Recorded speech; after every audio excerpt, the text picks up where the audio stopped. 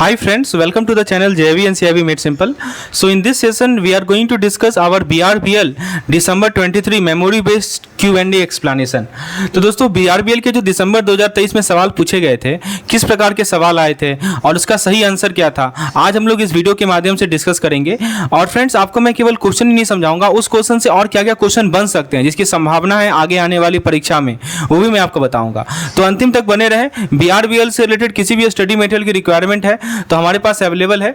चलिए दोस्तों शुरुआत करते हैं हम लोग सबसे पहले क्वेश्चन के साथ, जो पूछा गया था कि नेगोशिएबल इंस्ट्रूमेंट एक्ट से रिलेटेड था 1881 से, इनमें से कौन सा कथन नेगोशिएबल इंस्ट्रूमेंट एक्ट के रिगार्डिंग गलत है। चलिए तो पहले हम लोग ऑप्शन ए को देखते हैं। पहला कह रहा है कि negotiable instrument act 1881 provide a definition for negotiable instrument. तो दोस्तों ये स्टेटमेंट बिल्कुल सही है। एक्ट जो है तीन तरह के नेगोशिएबल इंस्ट्रूमेंट को डिफाइन करता है। एक उसमें होता है प्रॉमिसरी नोट। अब देखिए एक सवाल यहाँ बन सकता है, इनमें से कौन सा नेगोशिएबल इंस्ट्रूमेंट का पार्ट है। प्रॉमिसरी नोट होता है, एक होता है हमारा बिल ऑफ एक्सचेंज, शॉर्ट में बीओई बोलते हैं, और एक होता है हमारा चेक्स। ठीक है, तो ये तीन तरह के नेगोशिएबल इंस्ट्रूमेंट है जिसको ये एक्ट डिफाइन करता है। तो पहला ऑप्शन तो बिल्कुल सही है। दूसरा ऑप्शन कर रहा है the duty of a bank to pay a customer cheque is subject to compliance with certain rules and regulation outline in the negotiable instrument act. तो दोस्तों ये भी स्टेटमेंट सही है। इस एक्ट के अंदर कुछ कंडीशन दिया गया है जिसके थ्रू जो कि बैंक एक चेक को ऑनर करेगा, जैसे कि उनके पास एक खाते में सफिशिएंट फंड होना चाहिए, प्रॉपर इंडोर्समेंट होना चाहिए। तो वही हमारा रूल्स एंड रेगुलेशन, क्या क्या मैंने आपको बताया, प्रॉपर इंडोर्समेंट हो, राइट, और फिर फंड सफिशिएंट फंड होना चाहिए। तो ये बैंक की ड्यूटी है कि कस्टमर चेक को पे करना, इसमें कॉम्प्लायंस होना चाहिए रूल्स एंड रेगुलेशन से। ऑप्शन सी कह रहा है कि protection for a paying banker is available under section 85 of the act if the payment is not in due course. देखिए दोस्तों इसको समझिए, ये स्टेटमेंट आपका गलत है। क्यों गलत है मैं समझाता हूँ।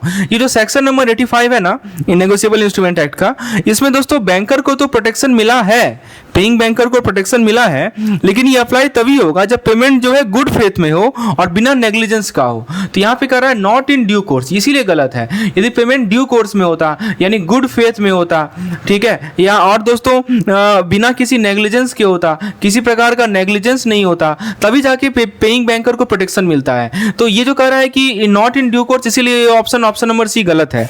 ऑप्शन डी कह रहा है कि कलेक्टिंग बैंक, ये देखिए क्या कर रहा है कि कलेक्टिंग बैंक, ठीक है, तो यहाँ पे क्या है, यहाँ पे कह रहा है कि is not in due course. हाँ, यहाँ पे कह रहा है कि collecting bank is accorded protection under section 131 of the act subject to condition that cheque being crossed and collected on the behalf of a customer. तो दोस्तों ये देखिए इसमें क्या कर रहा है कि ये स्टेटमेंट सही है। यदि बैंक और कुछ रूल्स को फॉलो करेगी, जैसे क्रॉस चेक को कलेक्ट करना है कस्टमर के लिए, तो वो प्रोटेक्टेड होता है लायबिलिटी से। चलिए आगे बढ़ते हैं दोस्तों, हम लोग नेक्स्ट क्वेश्चन को देखते हैं। इनमें से कौन सा स्टेटमेंट पनिशमेंट के रिगार्डिंग जो मनी लॉन्ड्रिंग का पनिशमेंट होता है सेक्शन 4 ऑफ द एक्ट है उसके बारे में गलत है। ठीक है, मनी लॉन्ड्रिंग के पनिशमेंट एक्ट के रिगार्डिंग कौन सा स्टेटमेंट गलत है कि incorrect statement about the punishment for money laundering.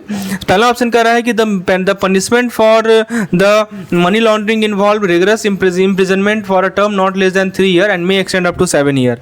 तो मनी लॉन्ड्रिंग में दोस्तों कम से कम 3 साल का तो जेल होगा और जज डिसाइड करेंगे एग्जैक्ट जो है 7 साल तक, एग्जैक्ट लेंथ क्या है 7 साल तक। ठीक है, तो ये स्टेटमेंट सही है। दूसरा कह रहा है कि the proceed of crime related, नहीं, अच्छा यहाँ पे देखिए क्या कह रहा है कि for certain serious crime the prison sentence can go up to 10 year. ठीक है, ये कह रहा है, तो ये भी स्टेटमेंट सही है। यदि इलीगल पैसा जो है स्पेसिफिक तरह के सीरियस क्राइम से आ रहा है जो कि लॉ में लिस्टेड है, तो वहां पे जो ये सजा होती है वो 10 साल तक बढ़ा दी जाती है। ऑप्शन सी कह रहा है कि एक फाइन ही इंपोज किया जाएगा मनी लॉन्ड्रिंग में, कोई जेल टाइम नहीं होता है। ये गलत है, ऐसा नहीं है दोस्तों, ये ट्रैप ऑप्शन है। इंप्रिजनमेंट भी होगा और फाइन भी होगा, दोनों मैंडेटरी पेनल्टी है मनी लॉन्ड्रिंग का। ऑप्शन डी कह रहा है कि the provided clause modify the punishment duration, यानी दोस्तों सेंटेंस लेंथ जो है वो चेंज होगा, डिपेंड करेगा कि इलीगल मनी का सोर्स कहां से है। ये भी स्टेटमेंट सही है। तो ये जो क्राइम्स होते हैं ना जो कि हमारे लॉन्डर्ड मनी से रिलेटेड होते हैं, वो मैक्सिमम प्रिजन सेंटेंस को अफेक्ट करते हैं। इसीलिए आपसे पूछा गया था कौन सा गलत है, तो ऑप्शन सी नंबर गलत है। तो इस क्वेश्चन के पर्सपेक्टिव में हमारा ऑप्शन सी क्या होगा, सही होगा, क्योंकि आपसे गलत कौन सा है ये पूछा जा रहा है। चलिए अगला क्वेश्चन पूछा गया था आपसे कि इनमें से कौन सा कथन क्या जो है MCLR यानी marginal cost of lending rate को कंट्रीब्यूट नहीं करता है। ठीक है, अब देखिए सबसे पहले एक ऑप्शन को देखते हैं। पहला है मार्जिनल कॉस्ट ऑफ फंड। तो दोस्तों ये जो हमारा है ना, ये कोर एलिमेंट है। ये MCLR का माना जाए तो ये हमारा कोर एलिमेंट है। ये क्या रिप्रेजेंट करता है? ये रिप्रेजेंट करता है इंटरेस्ट रेट। क्या रिप्रेजेंट करेगा? ये इंटरेस्ट रेट को रिप्रेजेंट करता है जो कि बैंक पे करती है। इंटरेस्ट रेट जो कि बैंक पे करती है। क्यों बैंक पे करती है? ताकि फंड ऑब्टेन करे। कौन सा फंड ऑब्टेन करे? जैसे कि मान लीजिए डिपॉजिट ऑब्टेन करे कस्टमर से, तो कस्टमर से डिपॉजिट लेने के लिए बैंक जो फंड पे करती है उसको हम लोग बोलते हैं इंटरेस्ट रेट। ठीक है, तो हायर डिपॉजिट रेट रहेगा तो MCLR भी हमारा क्या होगा? हायर होगा। समझे? तो मार्जिनल कॉस्ट ऑफ फंडिंग तो होगा ही होगा। दूसरा कह रहा है negative carry on account of CRR। तो ये इसका मतलब क्या होता है? बैंक को कितना खर्चा हो रहा है जब ये कुछ अपने डिपॉजिट का कुछ परसेंटेज, अच्छा बैंक का डिपॉजिट यानी CRR का, तो CRR का कुछ परसेंटेज जो है बैंक सेंट्रल बैंक के पास रखती है।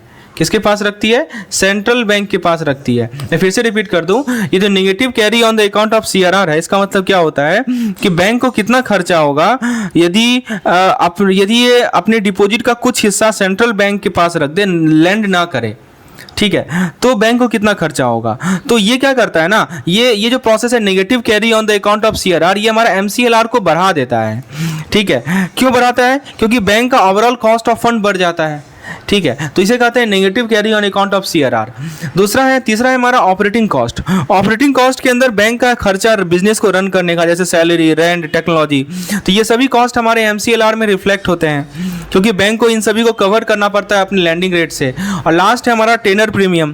तो ये एडिशनल कॉस्ट होता है जो कि लॉन्ग टर्म लोन में होता है। इसमें दोस्तों रिस्क बढ़ जाना, अनसर्टेनिटी आ जाना। हम मान लीजिए लंबे समय तक के लिए लोन दे दिए हैं, तो लंबे समय तक के लिए लोन देंगे तो लॉन्गर टर्म लोन देंगे तो वहां पे हमारा अनसर्टेनिटी बढ़ेगा ना, रिस्क बढ़ेगा ना। तो MCLR 5 साल के लोन के लिए जो होगा ना वो ज्यादा होगा 1 साल के लोन के कंपैरिजन में, क्योंकि टेनर प्रीमियम जो है 5 साल के लोन का ज्यादा होता है। तो आपने क्या देखा, चाहे MCLR marginal cost of fund जो कि हमारा कोर एलिमेंट होता है, ये इंटरेस्ट रेट होता है जो कि बैंक पे करती है। और दूसरा मैंने आपको बताया negative carry on account of CRR। तीसरा मैंने आपको बताया ऑपरेटिंग कॉस्ट, और चौथा मैंने आपको बताया टेनर प्रीमियम। ये चारों के चारों MCLR के अंदर आते हैं। तो सही जवाब होगा इसका नन ऑफ द अबव, यानी all of these are included under MCLR। तो फ्रेंड्स, आप यदि इस तरह के एक्सप्लेनेशन चाहते हैं तो आप हमारे वीडियो कोर्स को परचेज भी कर सकते हैं। आप मुझे व्हाट्सएप कर सकते हैं इस नंबर पे व्हाट्सएप करके आप डिटेल जानकारी प्राप्त कर सकते हैं। हमारे ऐप के लिंक को इंस्टॉल कर सकते हैं। आपको यदि BRBL के क्विक रिवीजन की रिक्वायरमेंट है, यानी क्विकली आप चीज़ों को रिवाइज करना चाहते हैं, तो हमारे पास कैप्सूल कोर्स भी अवेलेबल है BRBL के लिए, और ये कोर्स हमारे ऐप पे अवेलेबल है। ऐप का लिंक आपको डिस्क्रिप्शन सेक्शन में मिल जाएगा। तो आप ऐप पे जाकर BRBL के कैप्सूल कोर्स में आप इनरोल हो सकते हैं। 40% का आपको डिस्काउंट मिलेगा कूपन कोड को अप्लाई कर। तो होपफुली आपको ये क्वेश्चन समझ में आ गया होगा। आगे बढ़ते हैं हम लोग, क्वेश्चन नंबर 4 में आते हैं। आपसे पूछा जा रहा है कि इनमें से अच्छा, MCLR के बारे में एक पॉइंट ध्यान रखिए। MCLR एक मिनिमम रेट होता है जिसपे बैंक पैसा लेंड करती है अपने बोरोइंग कॉस्ट को, ऑपरेटिंग एक्सपेंस को, रिस्क कंसिडरेशन को, सभी को कवर करते हुए। सवाल ये पूछा गया था कि लोकल एरिया बैंक के लिए मिनिमम सेटअप कैपिटल की रिक्वायरमेंट कितनी होती है। ठीक है, यानी मिनिमम अमाउंट ऑफ मनी ताकि आप एक लोकल एरिया बैंक को स्टार्ट कर सके भारत में, वो कितना है। पहला ऑप्शन कर रहा है 2 करोड़, गलत है। ठीक है, मिनिमम सेटअप रिक्वायरमेंट है 5 करोड़। ठीक है, 5 करोड़ करेक्ट आंसर है। 5 करोड़ मिनिमम कैपिटल रिक्वायरमेंट है जिसके थ्रू आप एक लोकल एरिया बैंक को एस्टेब्लिश कर सकते हैं। 10 करोड़ भी गलत है। अब जैसे कुछ तरह के बैंक होते हैं ना हमारे, जैसे कि आपको मैं SFB की बता दूं। SFB क्या होता है? स्मॉल फाइनेंशियल बैंक होता है। यहाँ पे दोस्तों इसमें क्या होता है, इसमें ज्यादा कैपिटल रिक्वायरमेंट होती है। और यहाँ ऑप्शन कर रहा है 15 करोड़, तो 15 करोड़ भी गलत है। कोई हायर कैपिटल रिक्वायरमेंट नहीं है। तो एक लोकल एरिया बैंक को मिनिमम कैपिटल रिक्वायरमेंट का मतलब क्या होता है, कितना पैसा बैंक के प्रोमोटर शुरू में डालें ताकि इंश्योर करें कि उनके पास सफिशिएंट फाइनेंशियल बैकिंग हो और बैंकिंग ऑपरेशन में स्टेबिलिटी हो। तो एक लोकल एरिया बैंक के लिए आपके पास कम से कम 5 करोड़ होना चाहिए इनिशियल कैपिटल के रूप में, और इसके थ्रू इनका एक स्ट्रॉन्ग फाइनेंशियल फाउंडेशन होगा। चलिए आगे बढ़ते हैं हम लोग। नेक्स्ट क्वेश्चन पूछा गया था कि मिनिमम इनिशियल कंट्रीब्यूशन, यानी दोस्तों मान लीजिए कि मिनिमम इन्वेस्टमेंट, कोई मान लीजिए पेमेंट बैंक स्टार्ट करना चाह रहा है भारत में, तो उसको कितना मिनिमम इन्वेस्टमेंट करना पड़ेगा अपने पॉकेट से, ये पूछा जा रहा है। ठीक है, प्रमोटर से करना, वही है, अपने पॉकेट से कितना मिनिमम इन्वेस्टमेंट करना पड़ेगा। तो पहला ऑप्शन कर रहा है 20% 50% गलत है। देखिए मिनिमम इनिशियल कंट्रीब्यूशन जो प्रमोटर से होता है वो 20% से ज़्यादा होता है। तीसरा कह रहा है कि 30%, ये भी गलत है। तो ऑप्शन ए से क्लोजर है, लेकिन एक्चुअल रिक्वायरमेंट उससे भी ज़्यादा की है। 40% हमारा करेक्ट आंसर है। देखिए पहले 5 साल आपने पेमेंट बैंक को स्टार्ट किया, उसके पहले 5 साल तक प्रमोटर जो है कम से कम 40% होल्ड करेगा, किसका? बैंक के पेड अप कैपिटल का। देखिए हर एक बैंक का अपना पेड अप कैपिटल होता है, राइट? तो बैंक का जो पेड अप कैपिटल है ना, उसका कम से कम 40% प्रमोटर होल्ड करेगा। इसका मतलब प्रमोटर को 40% बैंक को स्टार्ट करने में जो इनिशियल फंड की रिक्वायरमेंट है, उसका 40% प्रमोटर को देना, इन्वेस्ट करना होगा। समझे? ये पॉइंट बताया जा रहा है। और 50% गलत है, 40% नियम है। अब देखिए एक टर्म आप समझेंगे कि पेड अप इक्विटी कैपिटल होता क्या है, मैं इसको भी थोड़ा समझा देता हूँ। What is this paid up equity capital? देखिए दोस्तों, पेड अप इक्विटी कैपिटल वो पैसा होता है जो कि बैंक को मिलता है अपने इन्वेस्टर से, और बैंक यूज करती है अपने बिजनेस को रन करने के लिए। तो यहाँ पे क्वेश्चन का फोकस है हमारे प्रमोटर्स पे। ठीक है, क्वेश्चन का फोकस किस चीज पे है दोस्तों? प्रमोटर्स पे। बार बार लिखा गया है प्रमोटर्स। तो प्रमोटर एक पर्सन होता है, एक एंटिटी होती है जो कि बैंक के एस्टेब्लिशमेंट को इनिशिएट करते हैं। और जहां तक बात है आरबीआई की, भारतीय के सेंट्रल बैंक है, इसमें हायर इनिशियल इन्वेस्टमेंट चाहिए प्रमोटर से, ताकि इंश्योर कर सकें कि उनके पास सिग्निफिकेंट कमिटमेंट हो। तो याद रखिएगा, एक हायर इनिशियल कंट्रीब्यूशन चाहिए प्रमोटर से। क्या होता है कि बैंक को फाइनेंशियल स्ट्रेंथ को प्रोटेक्शन मिलती है। तो याद रखिएगा दोस्तों, पेमेंट बैंक के लिए 40% का रिक्वायरमेंट है पेड अप कैपिटल का फ्रॉम इनिशियल प्रमोटर। चलिए अगला सवाल है आपके सामने। आपसे पूछा जा रहा है कि कितने लंबे समय तक बैंक या फाइनेंशियल इंस्टीट्यूशन को रिकॉर्ड रखना पड़ता है अलग अलग तरह के ट्रांजैक्शन का, as per rule number 3 of the 2013 का जो रूल है उसके अनुसार। ये सवाल है, तो कितने लंबे समय तक रखना पड़ता है? तो ऑप्शंस को देखते हैं।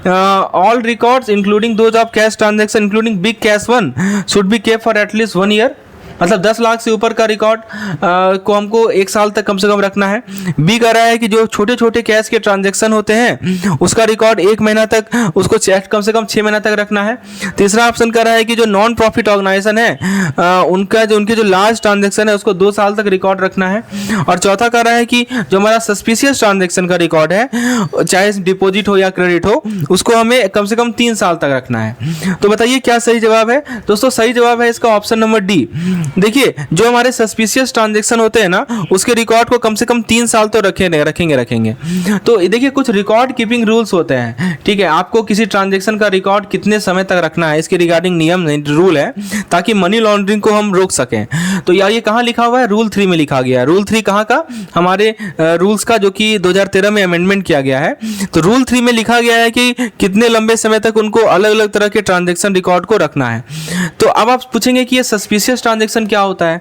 तो कुछ ट्रांजैक्शन ऐसे होते हैं ना जहां पे इलीगल एक्टिविटीज होते हैं, तो कम से कम उसको 3 साल तक तो रखना ही रखना है, राइट? तो ये हमारा सही आंसर है, option number D is the correct answer.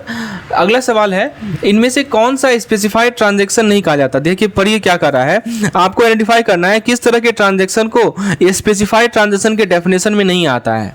चलिए पहला ऑप्शन कर रहा है एनी विड्रॉल और deposit in cash exceeding a specific amount. यानी दोस्तों ये हमारा एक स्पेसिफिक ट्रांजैक्शन माना जाता है। ठीक है, क्यों? क्योंकि गवर्नमेंट जो है ना हाई वैल्यू कैश ट्रांजैक्शन को मॉनिटर करती है। तो जो हमारा हाई वैल्यू ट्रांजैक्शन होता है ना, उसको गवर्नमेंट क्या करती है? मॉनिटर करती है, ताकि मनी लॉन्ड्रिंग को और दूसरे इलीगल एक्टिविटीज को कॉम्बैट कर सके। ठीक है, तो ये जो कर रहा है कि एनी विड्रॉल और deposit in cash exceeding a specific amount, this comes under specific transaction. ठीक है, उसके बाद कर रहा है any transaction in foreign exchange exceeding a specific amount. तो ये भी हमारा स्पेसिफाइड ट्रांजैक्शन माना जाएगा। कैश ट्रांजैक्शन के जैसा ही होता है, जो हमारे लार्ज फॉरेक्स ट्रांजैक्शन होते हैं ना, उनको भी मॉनिटर किया जाता है पोटेंशियल फाइनेंशियल क्राइम के लिए। तीसरा कर रहा है कि any transaction in low value import और रेमिटेंस। दोस्तों ये हमारा गलत आंसर है। क्यों गलत आंसर है? क्योंकि जो हमारा हाई वैल्यू ट्रांजैक्शन होते हैं ना, उन्हें टिपिकली स्क्रूटिनाइज किया जाता है, जबकि हमारे जो लो वैल्यू इंपोर्ट होते हैं, लो वैल्यू रेमिटेंस होते हैं, उन्हें हम स्पेसिफाइड ट्रांजैक्शन नहीं मानते हैं, क्योंकि इनका रिस्क प्रोफाइल लोअर होता है। Due to their lower risk profile, इनका चूंकि रिस्क प्रोफाइल लोअर है, इसीलिए दोस्तों इन्हें हम लोग स्पेसिफाइड ट्रांजैक्शन नहीं मानते हैं। और चौथा ऑप्शन कर रहा है सच अदर ट्रांजैक्शन और class of transaction prescribe in the interest of revenue और high risk of money laundering और टेररिस्ट फाइनेंसिंग। तो दोस्तों ये भी हमारा स्पेसिफाइड ट्रांजैक्शन माना जाता है। तो सरकार जो है दूसरे तरह के ट्रांजैक्शन को इस लिस्ट में जोड़ देती है, कितना पोटेंशियल है उसके पास इलिसिट इनकम जनरेट करने का या इलीगल एक्टिविटीज को सपोर्ट करने का, इसको लेते हुए।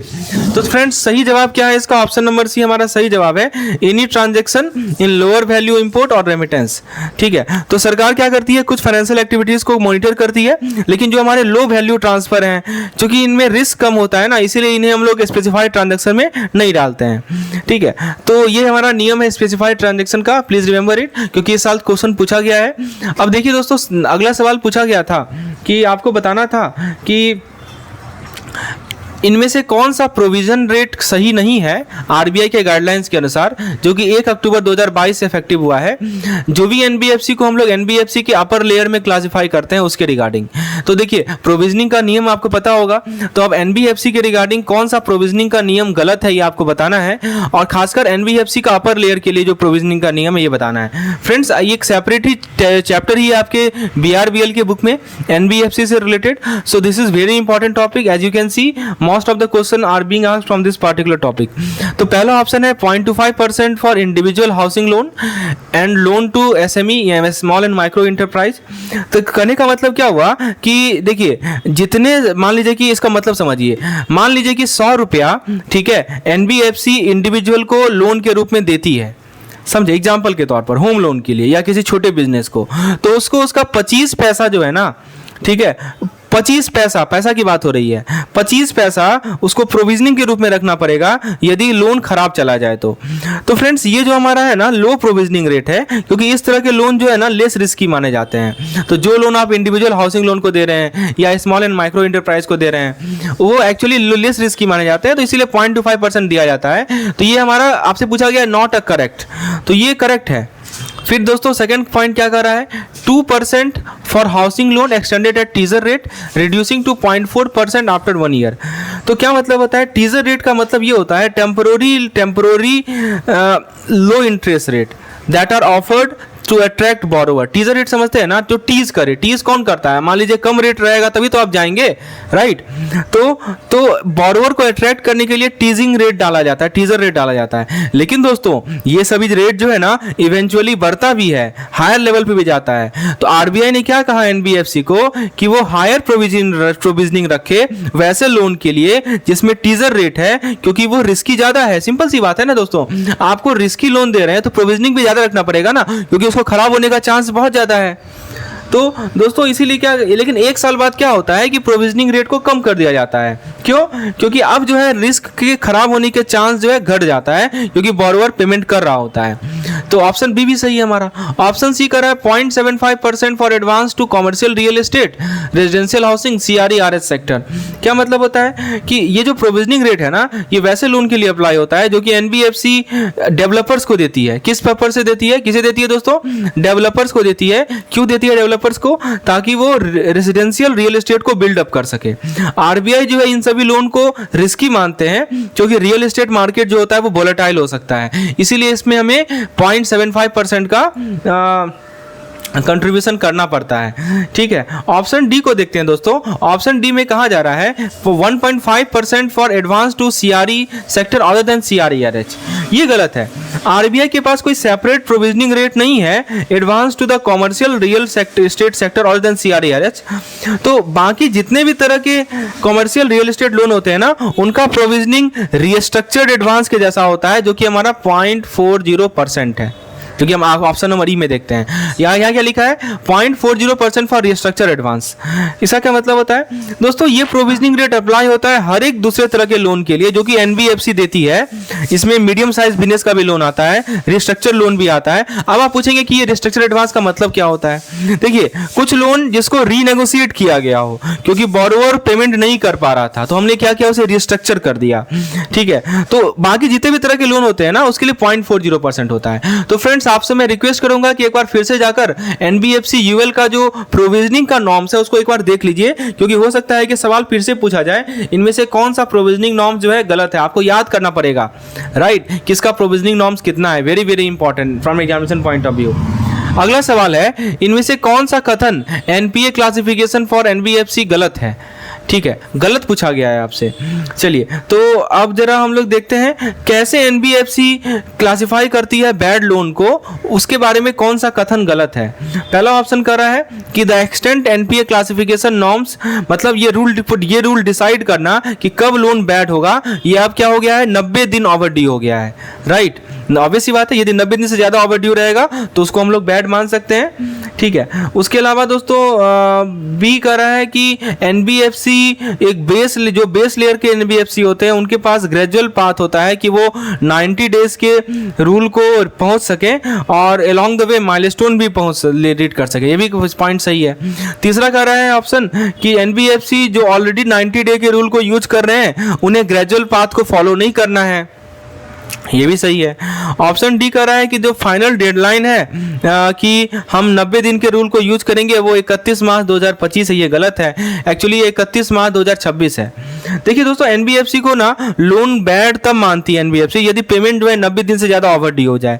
कुछ एनबीएफसी के पास एक्स्ट्रा समय होता है कि वो इस रूल से एडजस्ट करे, जैसे कि आप देख सकते हैं एनबीएफसी ऑलरेडी जो 90 दिन के नॉर्म्स को फॉलो कर रही है उनके लिए ग्लाइड पाथ है। ठीक है, और ये जो डेडलाइन है ना कि सभी को ये 90 डे का रूल यूज करना है वो है 31 मार्च 2026। ठीक है, 2025 नहीं है, प्लीज रिमेंबर इट। चलिए आगे देखते हैं दोस्तों। सवाल पूछा जा रहा है कि मैंडेटरी इंप्लीमेंटेशन ऑफ सीबीएस यानी कोर बैंकिंग सॉल्यूशन एनबीएफसी के लिए जिसके पास 10 से ज़्यादा ब्रांचेज हैं उसके रिगार्डिंग सवाल है। क्या रिक्वायरमेंट है कि जिस एनबीएफसी के पास 10 से ज़्यादा ब्रांचेज हैं वो सीबीएस को फॉलो करे, ये सवाल है। पहला ऑप्शन कर रहा है they must adopt CBS with immediate effect from 1 अक्टूबर 2022। क्या मतलब हुआ कि ये स्टेटमेंट गलत है। आरबीआई ने नया फ्रेमवर्क लाया था एनबीएफसी के लिए 1 अक्टूबर 2022 से, लेकिन ये इमीडिएट सीबीएस एडॉप्शन मैंडेट नहीं करता है, रिमेंबर इट। ठीक है, ये तुरंत नहीं बोलता है कि आपको सीबीएस को अडॉप्ट करना ही करना है। बी ऑप्शन कर रहा है कि adoption for CBS is non mandatory for NBFC with 10 और मोर ब्रांचेज। ये भी गलत है। एनबीएफसी जो कि मिडिल लेयर में आती है या अपर लेयर में आती है जिसके पास 10 से ज़्यादा ब्रांच है उनके लिए तो सीबीएस एडॉप्शन मैंडेटरी है ही है। ठीक है, तो आपसे क्या पूछा गया था, क्या रिक्वायरमेंट है, ये गलत हुआ ना। ठीक है, तो ये भी स्टेटमेंट गलत था क्योंकि दोस्तों क्या बताया जा रहा है कि सीबीएस का एडॉप्शन मैंडेटरी है, सभी के लिए मैंडेटरी नहीं है, लेकिन जो एनबीएफसी हमारे अपर लेयर में आते हैं जिनके पास 10 से ज़्यादा ब्रांच है उनको तो सीबीएस लेना ही पड़ेगा। तीसरा ऑप्शन कह रहा है कि glide path of 3 year is provided from October 1 2022 for NBFC with 10 और मोर ब्रांच टू इंप्लीमेंट सीबीएस। दोस्तों ये सही जवाब है कि आरबीआई ने 3 साल का 3 साल का विंडो प्रोवाइड किया है वैसे एनबीएफसी के लिए सीबीएस को अडॉप्ट करने के लिए, राइट। और CBS adoption is only recommended but not mandated for such NBFC. दोस्तों ये भी गलत है। पहले मैंने बताया कि सीबीएस एडॉप्शन मैंडेटरी है कुछ स्पेसिफिक एनबीएफसी कैटेगरी के लिए। अब आप पूछेंगे सीबीएस क्या होता है, तो सीबीएस एक सेंट्रल आईटी प्लेटफॉर्म है जो कि बहुत सारे इंस्टीट्यूशन के, बहुत सारे बैंकों के फाइनेंशियल फंक्शन को इंटीग्रेट करती है। सीबीएस के इंप्लीमेंट करने से होगा क्या, एफिशिएंसी बढ़ेगा, ट्रांसपेरेंसी बढ़ेगा, एनबीएफसी का रिस्क मैनेजमेंट अच्छे से हो पाएगा। और एक और पॉइंट है ग्लाइड पाथ। ये क्या होता है, देखिए दोस्तों मैं एक एक चीज समझा रहा हूं, आप सीबीएस नहीं समझ रहे हैं, आप ये नहीं समझ रहे हैं कि ये इसका क्या पॉजिटिव इंपैक्ट है। ग्लाइड पाथ क्या होता है, तो ग्लाइड पाथ अलाउ करता है एनबीएफसी को कि वो अपने सिस्टम को एडजस्ट करे, अपने प्रोसेस को एडजस्ट करे कि वो नए रिक्वायरमेंट से कॉम्प्लाई कर पाए। तो होपफुली आपको क्लियरली एक्सप्लेन हो गया होगा कि सीबीएस एडॉप्शन एनबीएफसी विद 10 और मोर ब्रांचेस करेक्ट आंसर क्या है। चलिए आगे अगला सवाल देखते हैं। एनबीएफसी से देखिए कितना सवाल है। सवाल पूछा गया था कि कौन सीआईआरपी यानी कॉर्पोरेट इंसॉल्वेंसी रिजोल्यूशन प्रोसेस को ट्रिगर कर सकता है एक ऐसे कंपनी के लिए जो कि फाइनेंशियल डिफिकल्टी फेस कर रही है। पहला ऑप्शन ओनली फाइनेंशियल क्रेडिटर। दोस्तों फाइनेंशियल क्रेडिटर कौन होते हैं, बैंक्स होते हैं ना, बैंक्स हो सकते हैं या लेंडर हो सकते हैं जिनको अभी तक पेमेंट नहीं मिला है, वो चाहे तो सीआईआरपी इनिशिएट कर सकते हैं, तो ये उनके पावर का हिस्सा है। ठीक है, it's not the part of their power, ये कह रहा है, ये नहीं कर सकते, राइट। ये जिन्होंने अभी तक रिपे नहीं किया है वो सीआरपी इनिशिएट करते हैं लेकिन के पावर का हिस्सा नहीं माना जाता है। दूसरा कर रहा है ऑपरेशनल क्रेडिटर। ऑपरेशनल क्रेडिटर कौन हो गए, हमारे सप्लायर हो गए, राइट, हमारे वेंडर्स हो गए, राइट। तो ये जो वेंडर्स हैं, सप्लायर्स हैं, ठीक है, ऑड मनी बाय कंपनी, तो ये भी सीआईआरपी इनिशिएट कर सकते हैं यदि पेमेंट आउटस्टैंडिंग रहे तो। तीसरा ऑप्शन कर रहा है ओनली द बोरोवर हिमसेल्फ। तो दोस्तों कंपनी ये पार्शियली करेक्ट है। जो कंपनी जिसके आप कंपनी अपने ऑथराइज रिप्रेजेंटेटिव के माध्यम से CIRP का फाइलिंग कर सकते हैं, लेकिन खाली इसी का राइट नहीं है। ऑप्शन डी कर रहा है all the three, financial creditor, operational creditor, borrower can initiate CIRP, ये बिल्कुल सही है। दोस्तों IBC यानी इंसॉल्वेंसी एंड बैंक्रप्सी कोड जो भारत में है, इसमें लिखा गया है कि तीनों की तीनों पार्टी, चाहे वो हमारे फाइनेंशियल क्रेडिटर हो, ऑपरेशनल क्रेडिटर हो या बोरोवर हो, ये इनके पास लीगल राइट है कि वो CIRP को शुरुआत कर सकते हैं यदि कुछ स्पेसिफिक क्राइटेरिया को मीट कर रहा हो। ठीक है, कि खासकर आउटस्टैंडिंग ड्यूज के रिगार्डिंग या कंपनी के फाइनेंशियल डिस्ट्रेस के रिगार्डिंग। दोस्तों अब आपके दिमाग में एक सवाल उठेगा कि ये CIRP होता क्या है। दोस्तों CIRP एक लीगल फ्रेमवर्क है। क्या है ये एक लीगल फ्रेमवर्क है। This is a legal framework, ताकि हम किसी फाइनेंशियली ट्रबल कंपनी को रिवाइव कर सकें, रिस्ट्रक्चर कर सकें टाइम बाउंड प्रोसेस में। और तीनों में से तीनों पार्टी, चाहे फाइनेंशियल क्रेडिटर हो, ऑपरेशनल क्रेडिटर हो या कंपनी हो, CIRP ट्रिगर कर सकती है यदि वो उनके पास वैलिड ग्राउंड है तो। और ये जो मल्टी पार्टी इनिशिएशन ऑप्शन है ना, इससे बहुत तरह के कॉर्पोरेट इंसॉल्वेंसी को हम एड्रेस कर सकते हैं और टाइमली इंटरवेंशन कर सकते हैं फाइनेंशियल रिजोल्यूशन के लिए। तो याद रखिएगा IBC कोड का बहुत इंपॉर्टेंट पार्ट है CIRP। अगला सवाल पूछा गया था आपसे कि जो हमारा डिस्ट्रिक्ट कमिश्नर होते हैं कंज्यूमर प्रोटेक्शन एक्ट के अंदर, उनका पावर क्या है, कि वो कैसे कंज्यूमर कंप्लेंट को हैंडल करते हैं। वही कह रहा है कि what is the jurisdiction of the district commission in entertaining complaint under specific condition. Jurisdiction पूछा जा रहा है। चलिए पहला ऑप्शन कह रहा है कि district commission has jurisdiction for goods and service with value not exceeding 50 lakh rupees. दोस्तों जो डिस्ट्रिक्ट कमीशन होते हैं ना, वो कंज्यूमर कंप्लेंट हैंडल करेंगे जहां पे जो डिस्प्यूटेड गुड्स है या डिस्प्यूटेड सर्विस है वो 50 लाख रुपया से कम का हो। ठीक है, 50 लाख से कम का यदि गुड्स या सर्विस रहेगा, उसे ही वो क्या करेंगे, हैंडल करेंगे। वहां वही से ही कंज्यूमर कंप्लेंट को वो हैंडल करेंगे। ऑप्शन बी कर रहा है कि district commission has jurisdiction for goods और service with value exceeding 50 lakh rupees.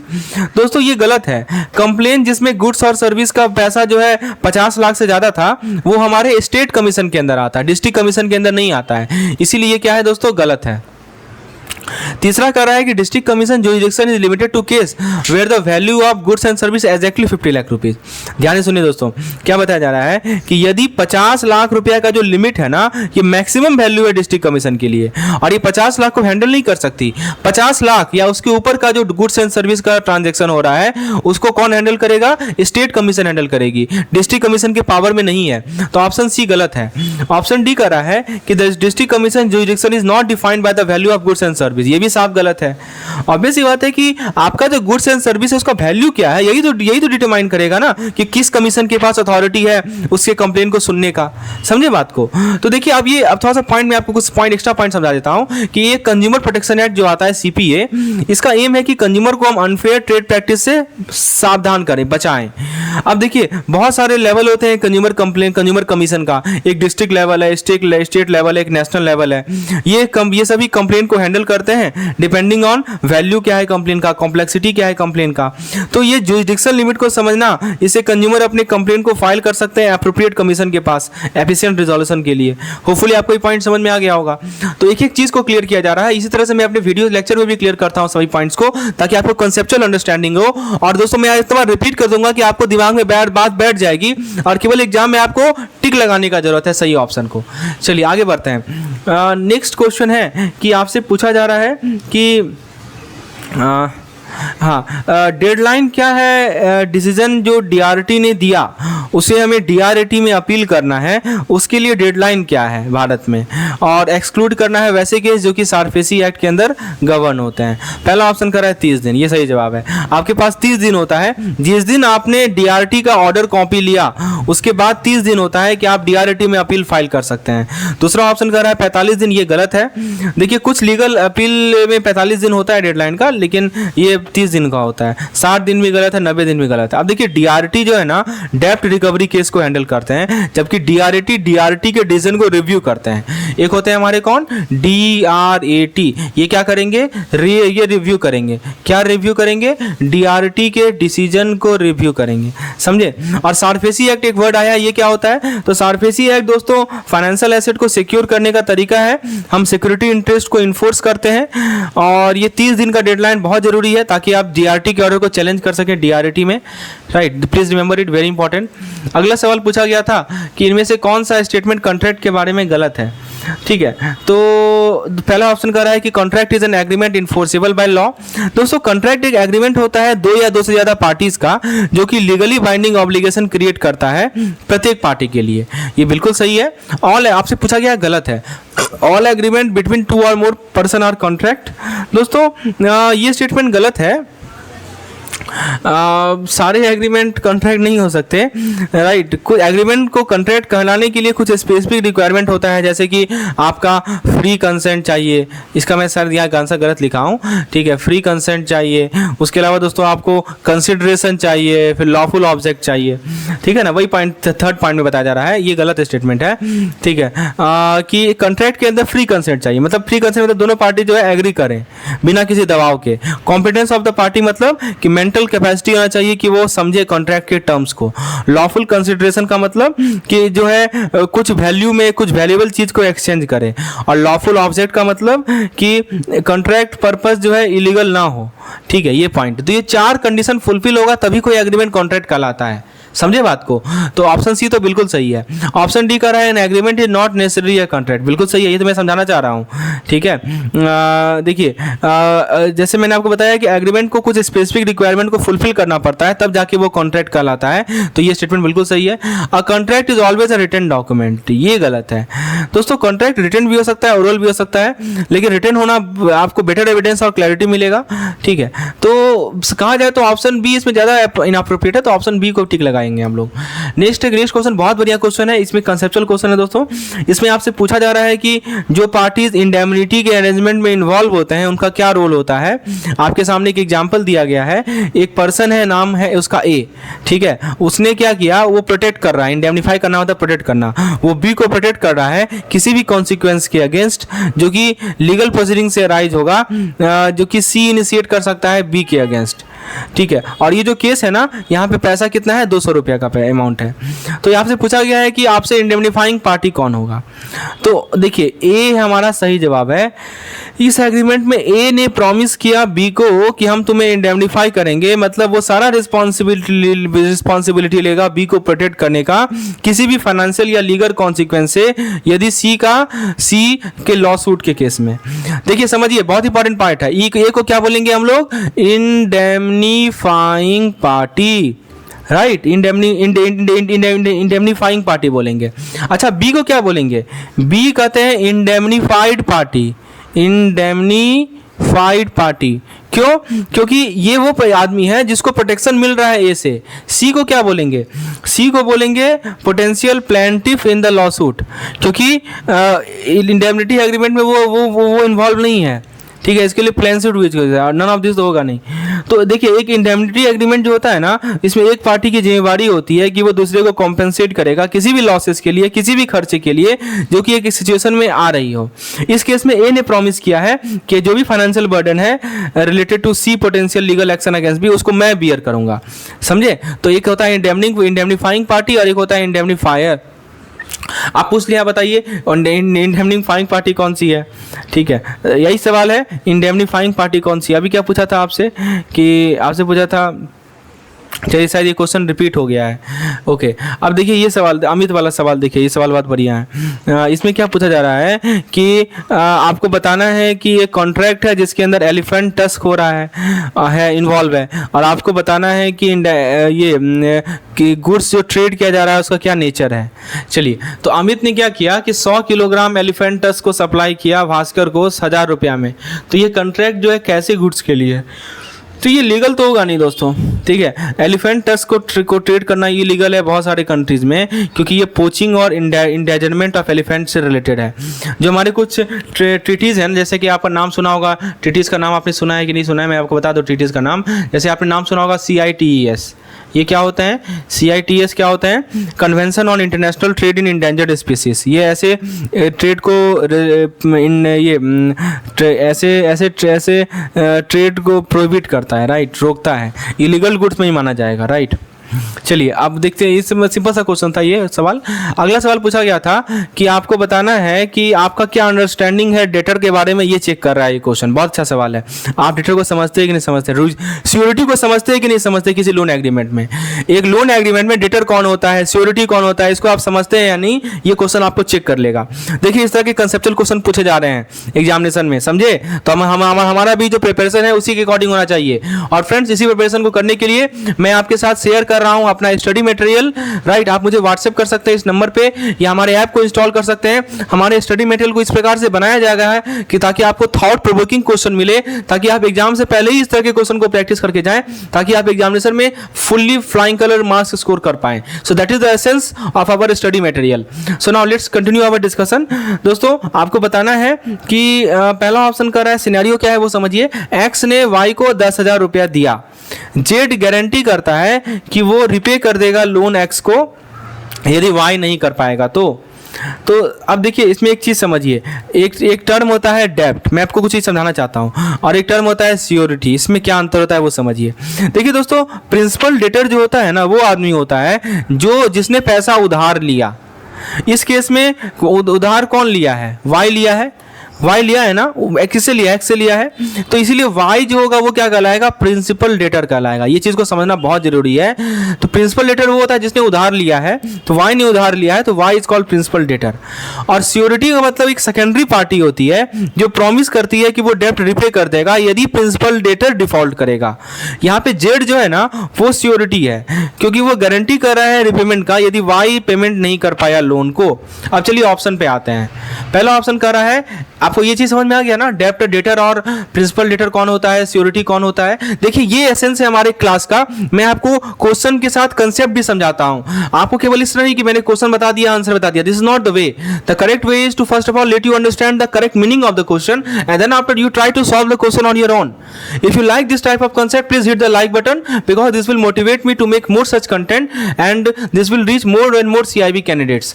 Okay, so पहला ऑप्शन कर रहा है X is the principal debtor। दोस्तों ये गलत स्टेटमेंट है। X यहाँ पे लेंडर है, राइट, वो बॉरोवर नहीं है। बी कर रहा है Y is the principal debtor. दोस्तों ये बिल्कुल सही है, मैंने आपको समझाया था कि वाई ने पैसा बोरो किया है और उसकी जिम्मेवारी है रिपेमेंट की।